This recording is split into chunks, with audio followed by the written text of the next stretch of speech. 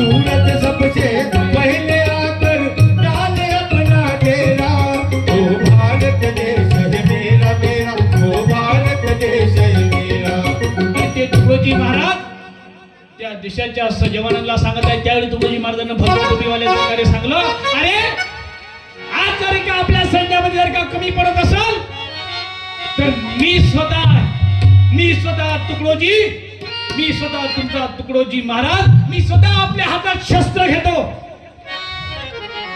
अरे राष्ट्रसंत म्हणजे का सोपी गोष्ट आहे का? राष्ट्रसंत म्हणणं सोपी गोष्ट आहे. काही म्हणते काँग्रेसचा होता म्हणून राष्ट्रसंत पदवी दिली म्हणते. लाज वाटली पाहिजे हराम खोरायले. अरे या चंद्रपूर जिल्ह्यामध्ये जगातला एकमेव संत होता ज्याने देशाच्या स्वातंत्र्य लढ्यात उतरला म्हणून अटक करण्यात आली. तुमच्या चंद्रपूर जिल्ह्यात अटक केली तुकडोजी महाराज.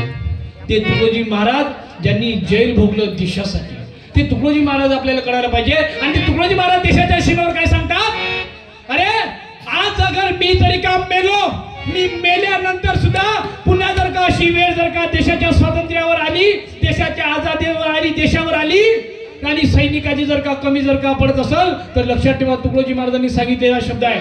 आणि पुढे जर का देशाच्या सैनिकात जर का कमी पडत असेल तर माझ्या गुरुदेव सेवा मंडळाचा भगव्या टोपीचा एक कार्यकर्ता घ्यावर तो देशाच्या सीमेवर नेऊन सजवावा असं सांगणारा जगातला एकमेव गुरु होता.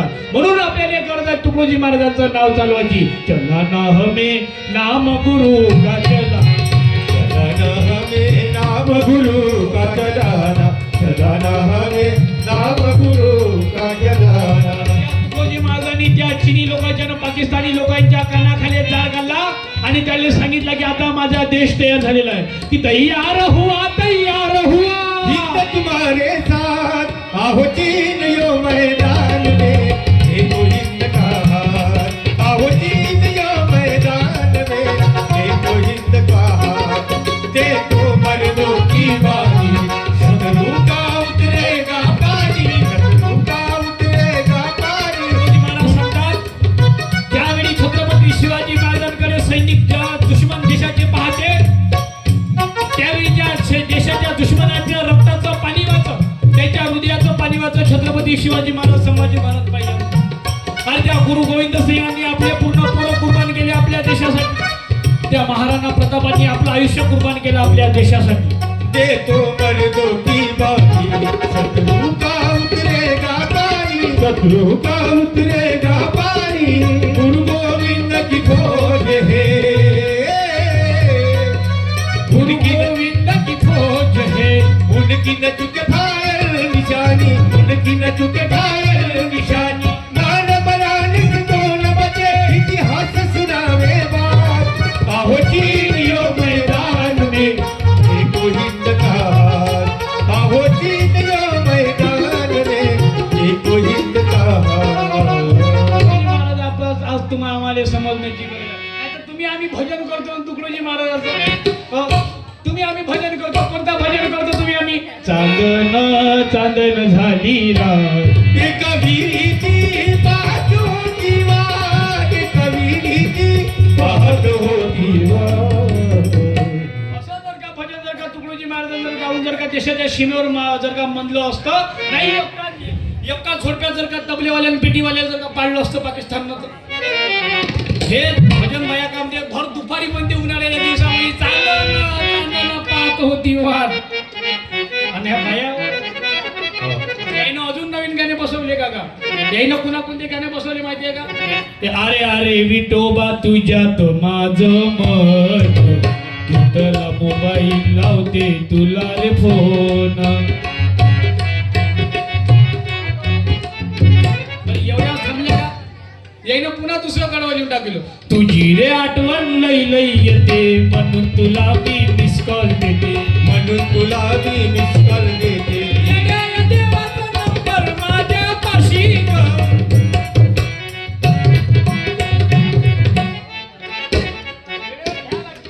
तुला समजत नाही. लाडक्या बहिणी आहे, लाडक्या बहिणी आहे ना बाप्पा. तुम्ही बसून बनला होता का यायचा? बरं ज्यावेळी लाडकी बहीण योजना सुरू झाली त्यावेळी कास्तकाराचं कापस याचं निंदाचं सीजन होतं.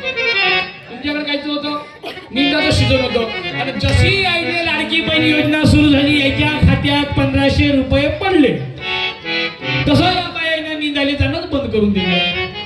कारण या मुख्यमंत्री साहेबाच्या लाडक्या बहिणी झाल्या त्या एकनाथ शिंदे साहेबाच्या आणि या बायाने मग सरळ गाणं लिहून टाकलं. कोणतं गाणं लिहिलं? जाऊ कशी कशी मी निंदायला व जाऊ कशी कशी मी निंदायला. जाऊ कशी कशी मी निंदायला वा, जाऊ कशी कशी मी निंदायला, जाऊ कशी कशी मी निंदायला वा, जाऊ कशी कशी मी निंदायला. निंदू कशी नेतो कशी कंबर लचकली, कंबर लचकली लबाईची बांगडी टचकली, कंबर लचकली लबाईची बांगडी. तुम्हाला 1500 दिले पण यायले केवढा ढोस दाबला हो? बहीण लाडकी केली जावई भिकारचोट करून टाकला. तर मी पण या पक्षाचा नाही, मग अहिर साहेबासोबत संबंध चांगले आहे. आता तुम्ही म्हणत होते का अहिर साहेब येणार, मी अहिर साहेबाला फोन लावलो, अहिर साहेब दुसऱ्या कार्यक्रमात तुम्ही कार्यक्रम सुरू करून टाका म्हणजे वेळ भेटला मी अवश्य येऊन एकदा जोरदार ताडी वाजवा अहिर साहेबाची. पक्ष कोणता असो माणूस सज्जन पक्ष. मी कोणा पक्षाचा नाही, मी कोणा जातीचा नाही, मी कोणा धर्माचा नाही. मी मग सांगतो मी बाई नाही ना माणूस होईल. आता तुमचा लाडकी बहीण बरं, लाडक्या बहिणीच्या 1500 रुपयासाठी तुम्ही बाया भुलून गेल्या. जे बहीण आपल्या भावासोबत वावराच्या 2 एकराच्या हिश्श्यासाठी झगडली, बाहेर बसती उभी असणारे काका तुम्हाला सांगतो, जे बहीण आपल्या भावासोबत 2 एकराच्या हिश्श्यासाठी झगडली, जशी एकनाथ शिंदे साहेबांना माझी लाडकी बहीण योजना सुरू केली तशी ते बहीण आपल्या भावाच्या पुन्हा दरवाज्यात गेली. कासाठी? मग या जन्माचा दाखला दे बाप्पा.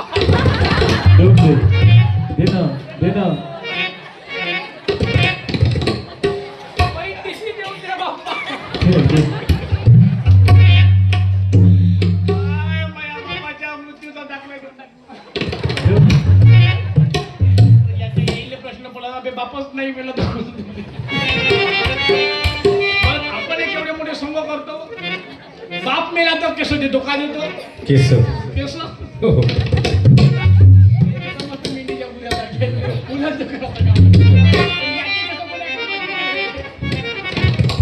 का देते बाप मेल्यावर? अहो सांगा ना, का देते बाप मेल्यावर? कुठं गेलं तर काय घेऊन गेलं? कवडी जमा करून त्यांना इस्टेट कमवली आणि घेऊन गेलं तर काय घेऊन गेलं? केस. एवढं त्या बापावर प्रेम येतात ते ना एखादा हात त्या बापाने. या बाया मुल्या सोंग करते का? ह्या बाया सासू मेल्या का तिच्या बांगड्या फोडते, तिच्या चादरा जाते, बेडशिटा जाते, तिच्या काचच्या बांगड्या जाते, सोन्याच्या कोण दाबून ठेवता. तिच्या घरातल्या कार्यमणी जाते ना पिवड्या मणी दाबून ठेवते. सासूचे होय बापा मध्ये तिने एक पोळी नाही चालवतो बापा तुम्ही. हे का येणी मोठे सोंग करते, बापाची चादर जाते, बापाची बात जाते, बापाचा 7-12 जाऊन दाखव ना म्हणते. एखादा बाजार त्यांना दाखवून दाखवा बापाचा 7-12. बापाचा 7-12 नाही जाऊन त्याचा का जाते, का म्हणते चादर जाते, बेडशीट जाते आणि एक वर्ष झालं का मग ते अकरपक करते त्याचा. बरं, हे अकरपक ह्या मोठा सण बेकार आहे बाप्पा. त्या दिवशी सगळ्याचा बाप कावडा होते म्हणते. काय होते सगळ्याचा बाप कावडा. बरं, एखाद्याच्या बापाने मिठू नाही व्हावं का? गोड बोल्या नाही व्हावं का? एखाद्याच्या माईने चिमणी व्हावं, एखाद्याच्या बापाने घुबड गाव नाही व्हावं. पण नेल्यावर सगळ्याचा बाप कावडा होते आणि तो फोटो रस्सा करून पात्र पाहिजे. आणि त्या बुड्या पुढं मस्त पकवानाची थाळ ठेवते, त्याच्यात वरण भात भाजी कढी गुलाबजाम ठेवते आणि त्या बुड्या त्या फोटो म्हणून त्या ताडपत्राळीकडे पाहिजे ना म्हणते बोवा तोंड्या एका पोळीच्या घासासाठी मारला बे. आणि आता एवढं ठेवता बे. हे जर का मला खाऊ घातलं असतं तर 2 वर्ष जास्त जगलो असतो बे. जिंदे बाप को रोटी न दे रे, बड़े बात पकीता उठ भर चावल हाथ में लेकर कौवा बाप बुलाए कबीरा, कौवा बाप बुलाए. मेल्यावर कोणाचाच बाप वापस येणार नाही. तुम्ही लाखोची पंगत घाला, बाप मेल्यानंतर बाप खाले येणार नाही. तुम्ही करोडोचे करोडो रुपये खर्च करून काही करा, मायचं स्मारक होणार, माय मेल्यानंतर वापस येणार नाही. माय बाप हे असे दोन देव आहे या जगात ज्यांनी तुम्हाला आम्हाला विश्व दाखवलं. जिंदे बाप को रोटी ना देवे, मरे बाप पछतावे. मुठ भर चावल हाथ में लेकर कौवा बाप बुलाए, कबीरा कौवा बाप बुलाए. मेल्यावर बाप जिवंत होणार आहे का? विचार करायची लागेल, विचार करायला लागेल. मेल्यावर बाप जिवंत होईल का? त्याचं पिंडदान तुम्ही काशीला नेऊन करा, नाही तर प्रयागाला नेऊन करा, तर बाप जिवंत होणार आहे का? बापाच्या आत्म्याला सुख भेटणार आहे का? अरे बाप मेल्यानंतर पटलं तर ताली वाजवतो. बाप मेल्यानंतर लाखोची पंगत देणारं पोरग बहादर नसते. बाप मेल्यानंतर लाखोची पंगत देणारं पोरग बहादर नसते, तर जिथे पण बापाले दोन वारल्या पुढ्या घालणारं पोरग बहादर असते. जिवंत बापाने उपाशी मारताना मेलेला बापा पुढे चाटा ठेवता, काही फायदा नाही असं धतुरा करून. अरे खरं दाखवायचं जर का आहे तुम्हाला तर बापावर खरं प्रेम दाखवा. ज्यावेळी बापाला गरज आहे त्यावेळी बापाला दवाखान्यात न्या. ज्यावेळी आपल्या माईला गरज आहे त्यावेळी आपल्या माईले 2 गोळ्या आणून द्या, औषधीच्या बाटल्या आणून द्या. हे खरं माईवरचं प्रेम आहे.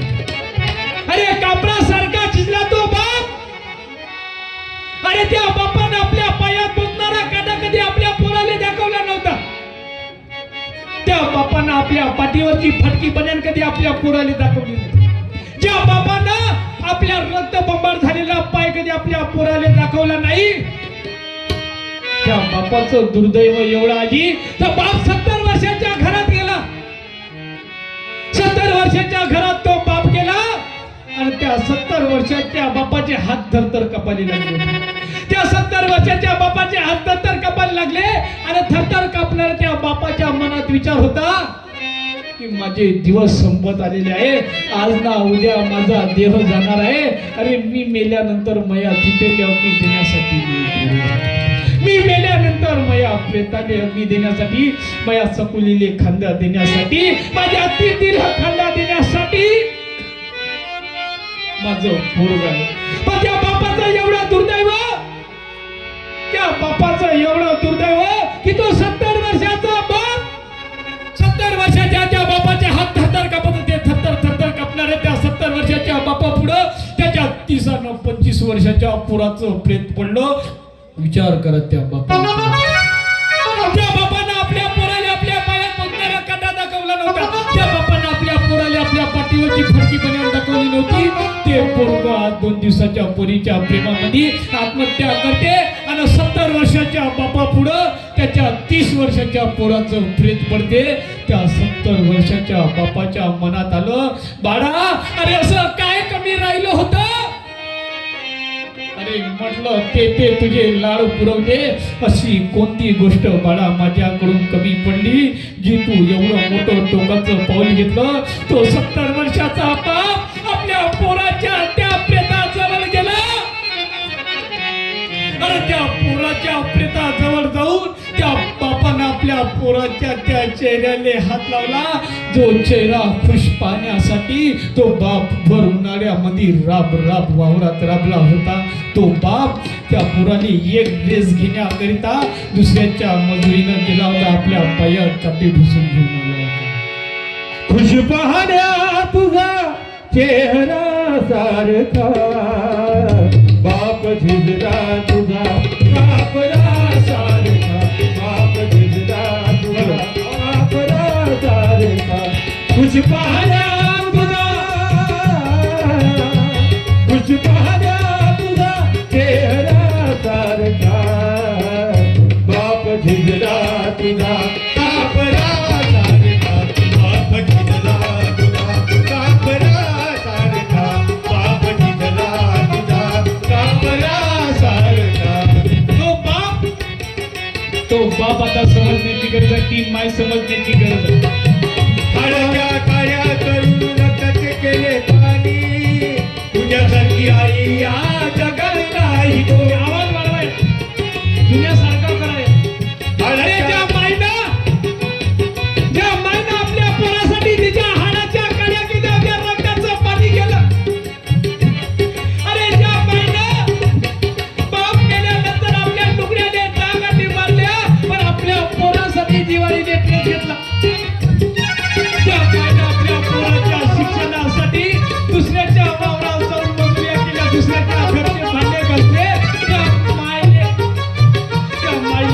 म्हातारपणात दोन घास जेवण घालण्यासाठी पोरांनी लाज वाटते, शरम वाटते. विचार करा त्या माईने काय वाटत असतो. बाळाच्या काड्या करून रक्तात गेले पाणी, तुझ्यासारखी आई या जगात नाही कोणी, या जगात नाही अरे स्वामी कोणी. तिन्ही लोकांचा माई विना भिकारी. तो स्वामी तिन्ही लोकांचा जरी नसेल तर तो माई विना भिकारी आहे. त्याची माईची गणना कोणीच नाही केली. वागतो कसा, वागतो कसा गाढवासारखा, वागतो कसा गाढवासारखा. अरे ती माय वृद्धाश्रमाच्या बाजूवर पडली होती. ज्या मायनं आपल्या पोरासाठी रात्र मेहनत केली हो. अहो ते माय भर उन्हाळ्याच्या दिवसामध्ये दुसऱ्याच्या फनकटाले जाय, तिच्या पायामध्ये फनकट टोचे, ते आपलंच लुगडं फाडे आपल्या पायाले त्या लुगड्यानं त्या पट्टी बांधे.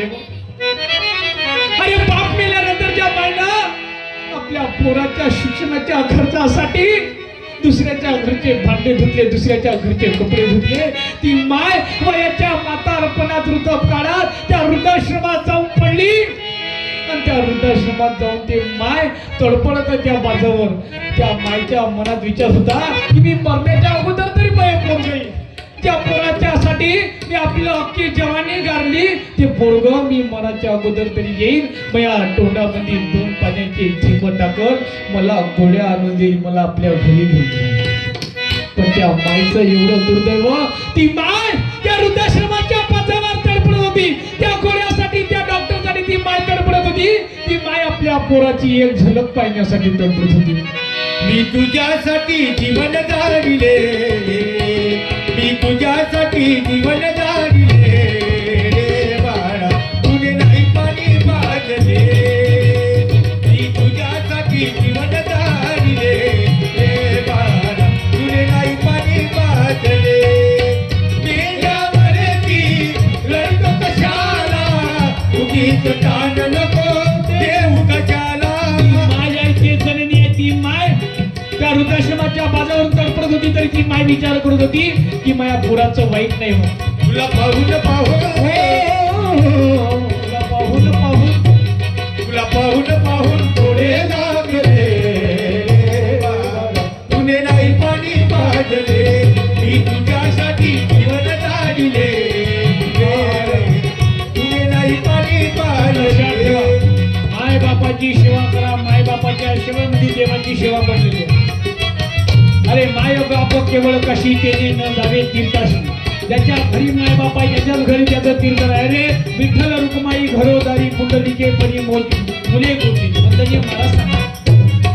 अरे त्या मायची पुण्याई कुणाचा तुकडोजी महाराज फिरू शकले ना, भगवान प्रभू श्री राम व रामचंद्र फिरू शकले. जिवंत पाणी पुसले नाही, आता कशाला मरतो आई. अरे माय मेल्यानंतर तिची तेरवी करता, माय मेल्यानंतर तिचा अकर्म करता, तिचा अकर्मास करता. पण जिवंत माईने वृद्धाश्रमामध्ये टाकलं बाबा. जिवंत पाणी पुसले नाही, आता कशाला म्हणतो आई.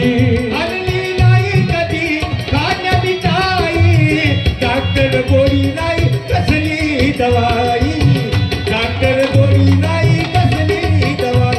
तुला पाहून पाहून, पाहून पाहून काल सोडिले रे बाळा, तुने नाही पाणी पाजले. मी तुझ्यासाठी जीवन जाविले रे बाळा, तुने नाही पाणी पाजले, तुने नाही पाणी पाजले, तुने नाही पाणी पाजले. सगळ्या माय बापाला सांगतो, जोपर्यंत जिवंत आहे तोपर्यंत आपला सातबारा आपल्या पोट्याच्या नावावर करून नका देऊ. आज सातबारा तुला जर का त्याच्या नावावर करून दिलं तर उद्या तो पलटते. कारण लग्नाच्या पहिले जे पोरगा म्हणत होता की मागे पाव के तलो के नीचे जन्नत है. आणि लग्न झाल्याबरोबर असं बदललं का ते पोट आपल्या बायकोच्या प्रेमात असं हेऊन गेलं, गुंग होऊन गेलं. त्याला आपल्या मायरेशी ती वृद्धाश्रमात नेऊन दाबली गेलं. महिला ह्या महिला मंडळामध्ये याच्यात का कमी पावर आहे का? बरं लहान लहान पोरांना आवाज दे रे, भारत माता की. घरात स्वयंपाक कोण करते रे? दिवा कोण लावते? अगरबत्ती कोण पेटवते? दिवा कोण पेटवते? चूल कोण पेटवते? गॅस कोण पेटवते? कपडे कोण धुते? घर कोण पेटवते?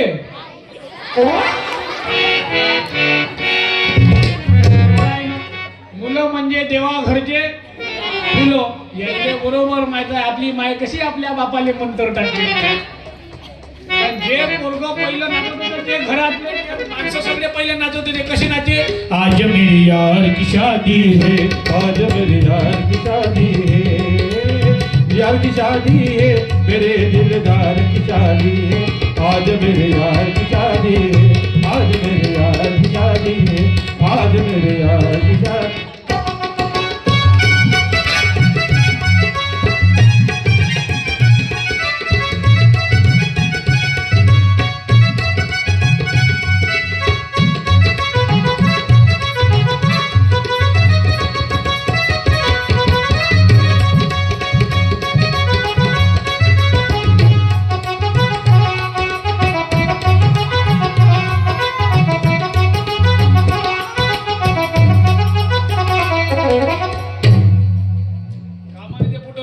पहिलं माँ के पाव के तल्लों के नीचे क्या है? जन्नत आहे. आणि बरोबर ते फोटो असं बदललं व कारण त्याच्या बायकोने त्याला मंत्र टाकला. कारण तुम्ही बायामध्ये एवढी कमाल आहे, तुम्ही बिना कोणता टॉनिक, तुम्ही बिना कोणती काही टेक्निक वापरता, कोणतं शस्त्र वापरता, एका घराचे रक्कन दोन खरं करून टाकता. सासूकडले पाहुणे आले तर सून भांडे आपटते. सासूकडले पाहुणे आले तर सून भांडे आपटते आणि सुनाकडले जर का पाहुणे आले तर हे खेडमी भांडे आपटते. आणि दिवसभर तुमचं रामायण महाभारत चालू राहते.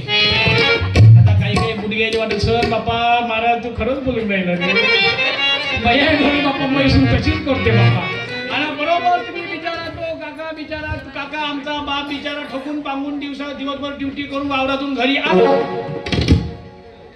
बरोबर तुम्ही भांडे आदर आपट करत करत त्याला थोडस दोन घास सुकानं खाऊ देता.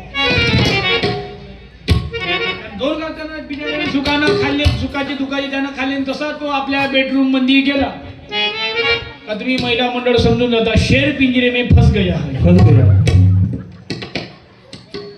शेर पिंजरे में फंस गया, अब उसकी शिकार करनी होगी, करी जा सकती है. आणि बरोबर बिचारे तुम्ही माय मावल्या का करता मग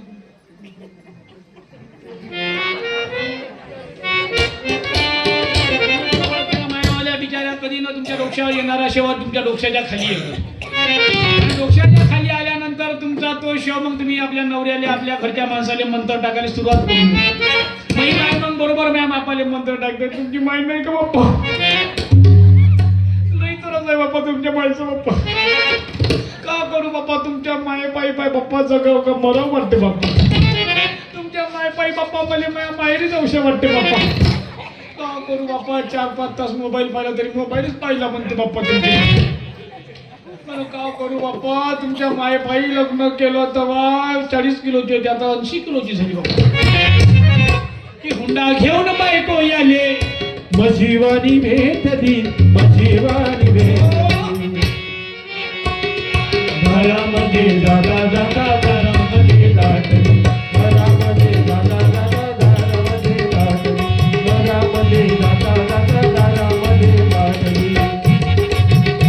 ए हुंडा घेऊन बायको आले, हुंडा घेऊन बायको आले, मशिवानी भेटली, मशिवानी भेटली, अन घरामध्ये जाता जाता दारामध्ये, घरामध्ये जाता जाता घरामध्ये दाटली.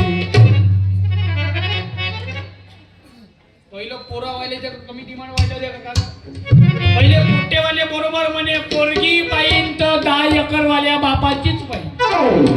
आता पोरीचा बाप म्हणते पोट्टा पाहिन तर 10 एकर वाला पाहिजे सरकारी ड्युटी वाला.